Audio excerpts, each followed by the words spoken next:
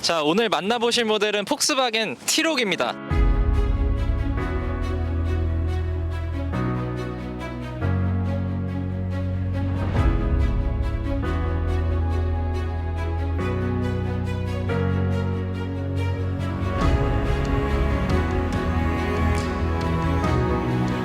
네, 오늘은 T-Roc의 안티 시승기입니다. 그래서 제가 우선 이 차를 사면 안 되는 이유에 대해서 설명을 쭉 드릴 거예요. 그리고 또 그래도 이 차에 장점이 있겠죠. 그 장점도 한번 알아보는 시간을 갖도록 하겠습니다.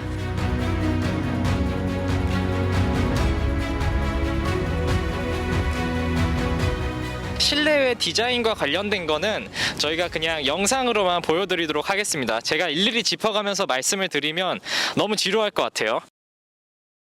지금 보시는 모델이 T-Roc에서 가장 상위 트림 프레스티지인데 한 4,100만원 정도 됩니다.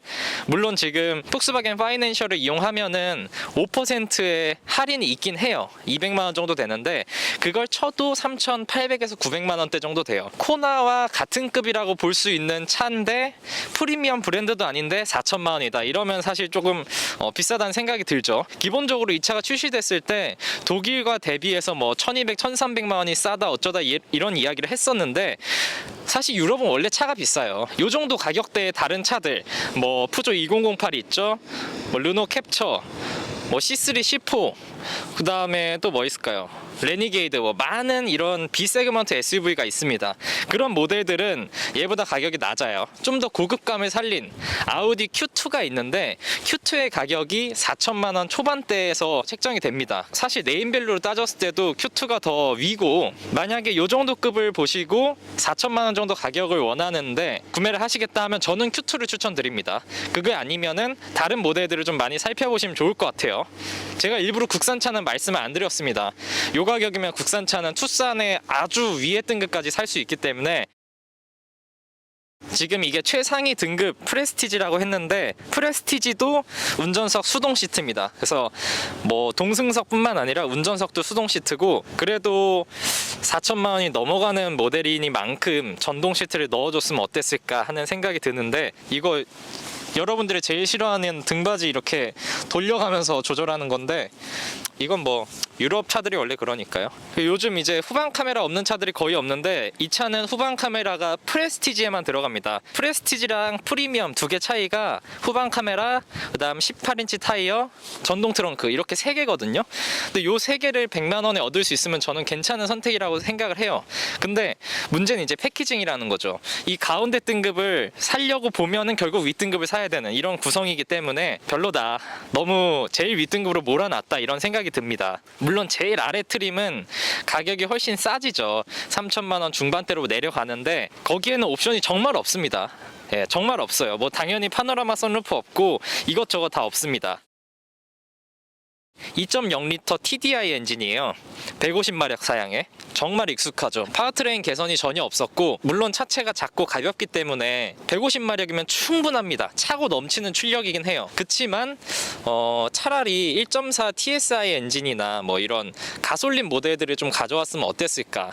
물론 다 나름의 사정이 있겠지만 지금 이 T-Roc이 우리나라에서는 신차라고 판매가 되고 있지만 유럽에서는 나온 지 몇 년 된 차예요. 그래서 전혀 신차가 아니고 엔진은 더더군다나 이제 오래된 엔진인 거죠. 물론 이 엔진 장점도 있습니다. 오래된 엔진이기 때문에 큰 문제가 일어나지 않을 거예요. 요즘 이제 디젤 쪽에 뭐 규제 이런 것들 굉장히 강화되고 있고, 사람들의 시선도 디젤 차는 이제 좀 장기적인 관점에서 봤을 때 좋지 않을 것 같다라는 생각을 하시는데 또 디젤만 가지고 왔어요. 가솔린 모델이 전혀 없고. 그래서 이런 부분들은 좀 아쉬운 것 같습니다. 자, 이렇게 T-Roc을 사면 안 되는 이유에 대해서 좀 살펴봤는데 공감을 하시는 분들도 아닌 분들도 있을 것 같아요. 근데 이 차가 나쁜 점만 있는 건 아니고 좋은 점들도 분명 있습니다. 스타일을 보면은 굉장히 예뻐요. 그래서 앞뒤 램프에 전부 다 LED가 사용이 됐고, 안전과 관련된 옵션들은 가장 아래 트림부터 넣었다는 점, 이런 부분들은 칭찬할 만합니다.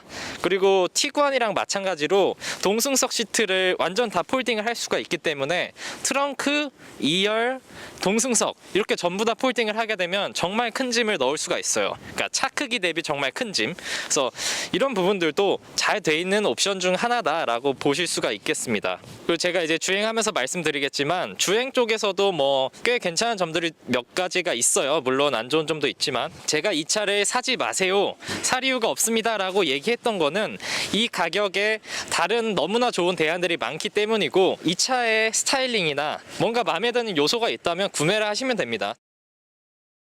주행 느낌은 티구안이랑 비슷합니다. 티구안 동생답게 요철을 걸러주는 느낌이나 아니면 이 스트로크 반응 같은 게 굉장히 유사해요. 탄탄함을 기본으로 하고요, 탄탄한데 스트로크가 아주 짧진 않습니다. 그래서 좀 이렇게 요철이 깊은 곳도 잘 넘어가는 편이고요. 매끄러운 도로에서 승차감은 좋고, 대신 이렇게 굴곡이 많은 도로, 지금 요 앞쪽에도 계속 굴곡이 많은데 이런 데서는 아무래도 좀 탕탕 치는 느낌이 들긴 해요. 뒤쪽이 토션뱀이기도 하고 뭐 여러 가지 요인에 의해서 조금씩은 탕탕탕 친다, 이 점은 감안을 하실 필요가 있겠습니다. 패밀리 SUV로 쓰기에는 승차감이 그렇게 좋진 않을 수 있다.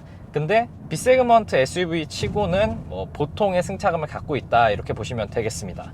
그리고 핸들링 느낌도 형인 티구안이랑 비슷합니다. 돌려보면은 꽤 정확하게 따라오고 핸들링 쪽은 꽤 좋은 것 같아요. 국산차 중에서도 뭐 코나나 이런 모델들이 핸들링이 상당히 괜찮았거든요. 근데 이 차도 마찬가지로 핸들링 느낌은 상당히 좋습니다. 이 엔진이 사골이긴 한데 그래도 뭐 엔진 자체의 파워나 이런 면에서는 흠잡을 데가 없고요. 이 차가 워낙 작고 가볍다 보니까. 변속기는 칭찬할 만합니다. 7단 DSG는 뭐 변속 반응 빠르고요, 체결감이나 어떤 이런 면에서도 특별히 부족함은 없습니다. 아무래도 이 작고 가벼운 차체에 2리터 디젤 엔진이 얹히다 보니까 조금은 앞머리가 무거운 경향이 있어요. 근데 스티어링 휠은 그거에 반해서 엄청 가볍게 움직입니다.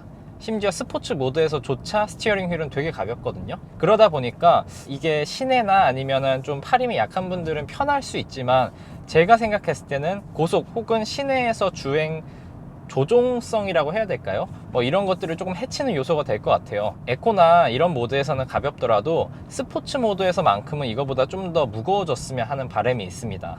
약간 헐거운 느낌이 있어요. 주행 보조 옵션으로 ACC가 들어갔는데 정차 및 재출발까지 지원을 합니다. 근데 또 차선 이탈, 뭐 방지, 보조 이런 기능들은 없어요. 차선 이탈 경고를 해주는 시스템도 없습니다. 뭔가 액티브하게 소리로 알려준다든지 아니면 스티어링 휠을 조작한다든지 이런 거 없고요. 당연히 차선 중앙을 유지해주는 기능도 없습니다. ACC만 들어간 거는 좀 반쪽짜리 기능인 것 같아요. 그리고 실내에 앰비언트 라이트가 있어요. 여기 이렇게 보시면은 얇게 한 줄이 있습니다. 근데 저거는 색상 변경은 안 되고, 지금 제가 타고 있는 프레스티지는 빨간색으로 나오고요, 아래 모델들은 뭐 하얀색으로 이런 식으로 색상이 고정되어 있습니다. 뒷좌석 공간은 코나보다는 체감상 조금 더 넓은 느낌? 그래서 이 차체 크기 대비해서는 충분한 공간이고, 특히 헤드룸이 굉장히 넓어요. 그래서 머리 쪽의 공간은 뭐 답답함 전혀 없을 겁니다. 위에 파노라마 선루프도 크게 있는 데다가 또 머리 공간까지 충분하니까 이 점은 좋고요. 등받이 각도 조절은 안 되고, 지금 각도는 조금 서 있는데 뭐 불편한 정도는 아니에요. 이 차는 SUV이긴 하지만 4바퀴 굴린 모델이 아니라 앞바퀴만 굴리는 전륜 구동입니다. 그래서 본격적인 오프로드를 가기에는 적합하지 않은 모델이라고 보시면 돼요. 그냥 해치백에서 키를 조금 키운, 최저지상고도 높지 않기 때문에 이 차를 가지고 본격적인 오프로드 코스에 진입하실 일은 없겠죠. 예. 실제 이 차를 사용하면서 느껴지는 장점 중 하나가 무선으로 작동이 되는 애플 카플레이입니다. 안드로이드 오토랑 애플 카플레이가 무선으로 되기 때문에 뭐 무선 충전하면서 이것도 무선으로 연결하면 되니까 굉장히 편하죠. 그리고 저는 이 차의 경쟁 상대가 수입 소형 SUV로만 한정된다, 이렇게 보진 않습니다. 국산 B세그먼트를 포함해서 C세그먼트까지도 어쨌든 가격이 겹치기 때문에 충분히 경쟁할 수 있을 거고요. 이 차가 프리미엄급 브랜드의 어떤 실내 디자인이나 옵션, 프리미엄한 기술들 이런 게 들어간 게 아니기 때문에 코나나 투싼이랑 비교해도 전혀 문제가 되지 않아요. 이 급의 차들이 국산차도 정말 많고요, 수입차도 정말 많습니다. 그러다 보니까 이제는 이렇게 꽤 괜찮은 무난한 성능만 가지고는 이 차를 높게 평가할 수가 없어진 거예요. 그래서 제가 아까 처음부터 말씀드렸던 게 이 4천만 원, 4,100만 원, 뭐 만약에 할인 받아서 3,900만 원? 그렇게 된다고 해도 이 차의 경쟁력이 크지 않다. 이 정도 가격대로 살 수 있는 많은 좋은 차들이 있으니 그 차들을 한번 좀 보고 오시면 좋겠다라는 생각을 한 겁니다. 이 차의 상품성이 낮아서 사지 말라는 뜻은 아니었고요. 이 차의 상품성은 괜찮으나 더 좋은 상품성이 워낙 많기 때문에 그런 점에서 한 번 더 재고를 해보시라 라는 이야기였고요. 제가 이 차에서 가장 마음에 들었던 건 사실 외관, 디자인이에요. 외부 디자인 너무 이렇게 귀여우면서 예쁘게 생겨가지고 이런 점 하나만 가지고도 차를 판매할 수 있지 않을까, 뭐 이런 생각을 했습니다. 자, 이렇게 오늘의 안티 시승기를 마치도록 하고요. 전 또 다음에 다른 차를 가지고 돌아오도록 하겠습니다. 감사합니다.